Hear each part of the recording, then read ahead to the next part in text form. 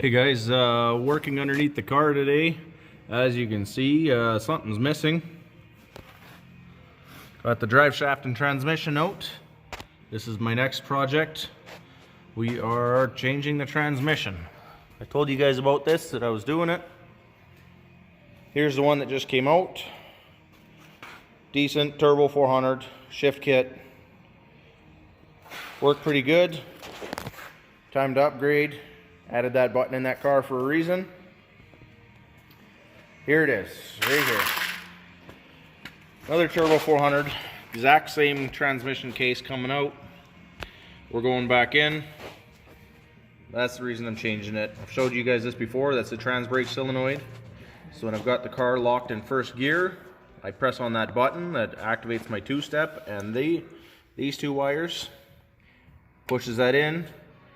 I'm in first, that locks in reverse. Mat the gas pedal to the floor, it will hold. We're going to find out exactly how much stall that torque converter has, and we will tune from there. So I'm doing a couple things. This transmission that I bought off of a fellow racer comes with a nice low car dipstick tube, so I'm going to mount that to the firewall. A little nicer to deal with.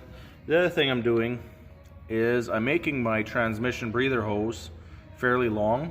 It's going to go up top, and I'm going to figure out some kind of a can I can run it into or something. Just kind of a catch can in case the transmission overheats or whatever. And then we will catch it instead of dumping it all over the ground, because that one there I had overheat a couple of times. It would make a mess. Hot ATF on the header. I don't need a fire. So we're doing that. That'll make it easier. So I've taken the tail shaft off of this one, quickly replaced the seal, did that, new silicone in there, seal it up, put some extra silicone down in that one, make sure it'll stay sealed. Just put this on, and I'm ready to lift this one up and put it in, and I can't wait to test that transbrake solenoid.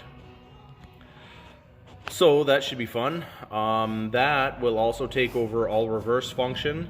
So anytime I need to back up, I'm going to have to use my transbrake button, put it in neutral or in the reverse position, press the button, it'll engage reverse, I'll back the car up. Be something completely totally new to me, which will be interesting to learn. And apparently this one also has, from what I was told, a reverse shift pattern. So that will also be something new to me. So, and then we got that. Because of that, got a transmission shield.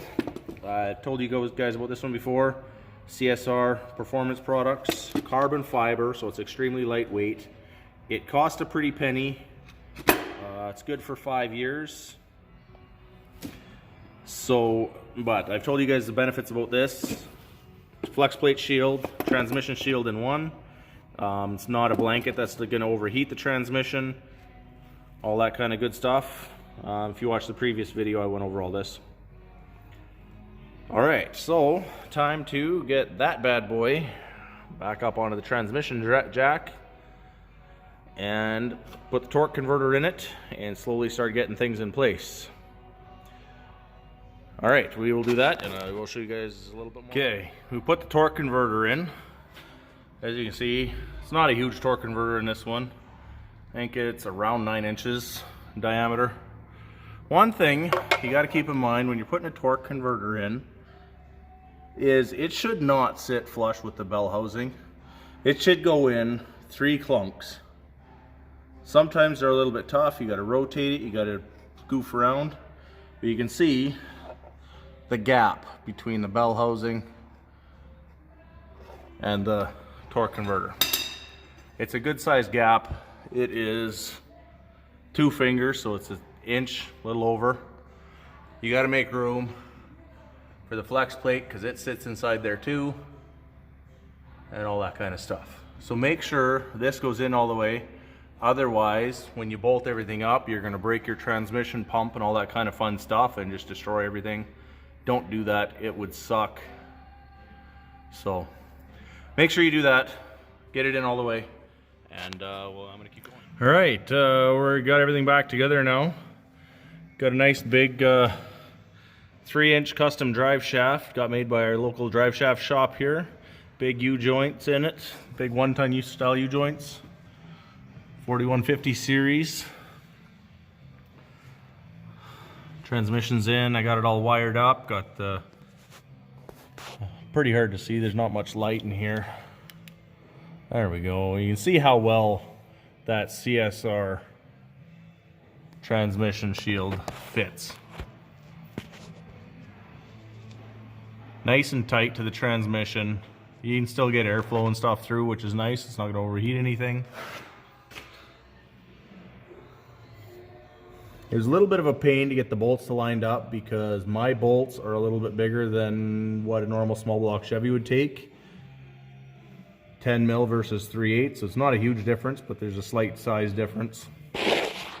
So the shield was a little bit more of a pain to line up without that added little room to play. But they've got cutouts for all the stuff that you need. Got a nice big cutout there for the transmission lines, breather line, dipstick. So what I'm doing now is just draining the fluid. While I'm under here, I'm going to drain the fluid out of the engine, change it, put in some 2050 Lucas in there, and I'm going to see what we have in the shop to put in here. Worst case scenario, it'll be Pennzoil Type F. Best case scenario, we're going to put some nice synthetic stuff in there to help with the heat control and stuff like that. This transmission also came with a temperature sensor in the pan here. I did buy a gauge the other day, so we're going to do that, hook up a transmission temperature sensor and have that in the dash, and then I can see how hot my transmission is getting, how it should tell me kind of how often you got to change the fluid. If you're heating it up too often, you got to change it more often and stuff like that. So there we go. Everything fit how it was supposed to. I just got to tidy up a little bit of stuff up top, and then we're good to go. Remember, like, share. If you like what I'm doing, let me know. If not, if there's things I can change about my videos and stuff like that, let me know. And then I can make them a little bit user-friendly and stuff like that. So there you go. We'll talk to you guys next time.